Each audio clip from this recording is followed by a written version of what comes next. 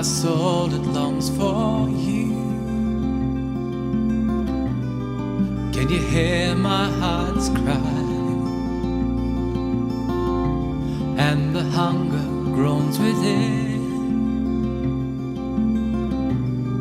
I am thirsty and dry. What you've got to realise when you look at the history of revival, the thing that's been revived is that which was dead in that context.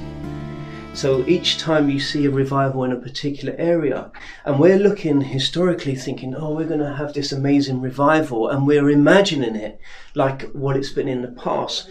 But this revival, I'm not sure we're imagining it right. I'm not sure we've seen what this is going to be like. I'm not sure we're recognizing it. That's the point. Oh, my soul, it longs for you. For me, renewal is very much about that individual work in a human life, one person at a time, as it were. And I don't think we can then legislate for when that takes off. I heard someone describe revival recently as renewal going viral, which I thought was quite a helpful way of putting it. But for me, sometimes going into churches that feel as though it's a long time since they saw God tangibly move in people's lives.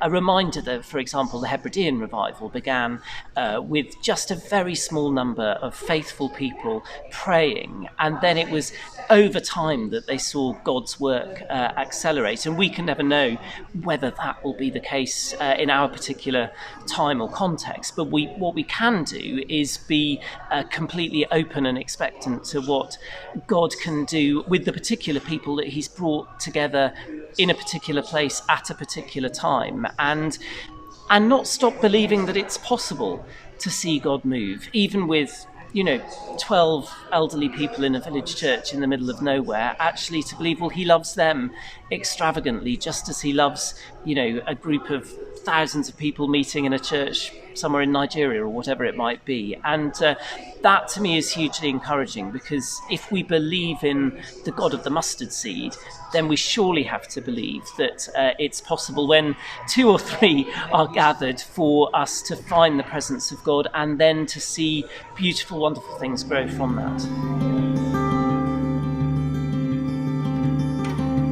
Oh, my soul, it longs for you. And what I'm really interested in is not revival. And people around the church go, Matt, what are you on about? Because I don't think the season is about revival at all. What I think the season is a complete reformation of the church.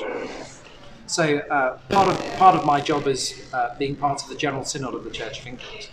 And I'm saying to people, there have been revival movements throughout history, but there have also been renewal movements and Reformation movements throughout church history. So if we think back to the Wesleyan revival, it wasn't just a revival in the sense of the Spirit coming and filling his church and releasing it, but actually it changed the practice and the methodology of the church too. So you had the class system and all of that, where they went deep into discipleship, plus the outpouring of the Spirit. And I think that's the season that the church in this nation is going to be coming into. Not just an outpouring of the Spirit of love that has wonderful, miraculous signs and wonders, but I think the actual practice of the church and the structures of the church are going to change just as much. So I don't think we're in a revival moment. I think we're in a reformation moment. We're 200 years overdue for a reformation.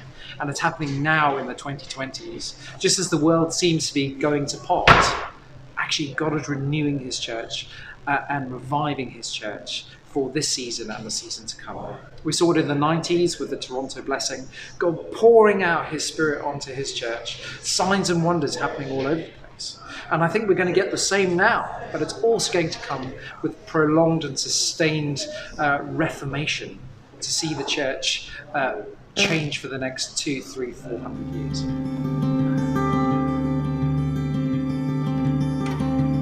Oh, my soul, it longs for you.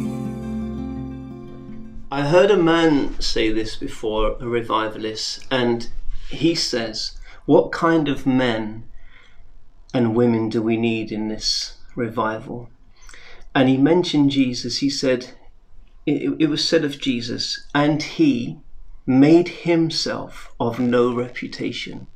And he said, this is the kind of men and women we need in the next move of God. We need men and women who make themselves of no reputation. We're just conduits.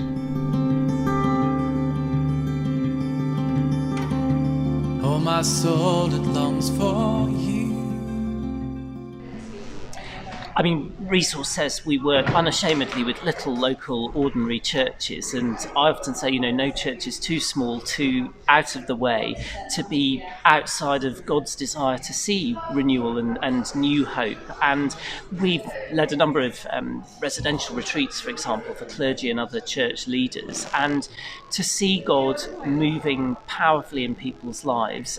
Someone who's been involved with Anglican Renewal Ministries over 30 years or more said that she was seeing God work in a way that she hadn't seen for several decades, and it was remarkable to see leaders who might be feeling really tired and exhausted and overwhelmed after the demands of the pandemic, meeting with God afresh and being given renewed hope. And the lovely thing is that we see that in the most unlikely of places, and we're reminded that you don't need to go to a big event or a kind of big city centre church to find God, and that's a great encouragement to people, I think.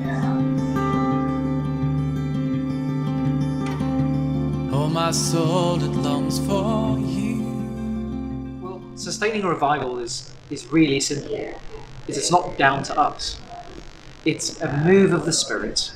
But what we need to do is it's the Spirit's job to bring revival, and it's our job to disciple people of all nations. It was part of the Great Commission, go out. And so by doing that, what we do is we gather people in villages, which are small groups of communities, who dig really deep into the Scriptures, and then go out on mission. And I think we've got to have our action right, our praxis, and our theological depth happening at the same time. Oh, my soul, it longs for you. But maybe it's where the rich and the poor embrace each other. Maybe it's where we minister to Christ because we've ministered to the prisoner, because we've ministered to the homeless, because we've ministered clothing, because we've ministered food, we've ministered love and kindness and unconditional love. We've done it to Jesus. And we who have resources, and we've got so much, we've given what we've got to the ones who literally have nothing, no spirituality, no spiritual background often, nothing. They have nothing. So maybe that's where maybe we'll see the next move of God there. I don't know. Let it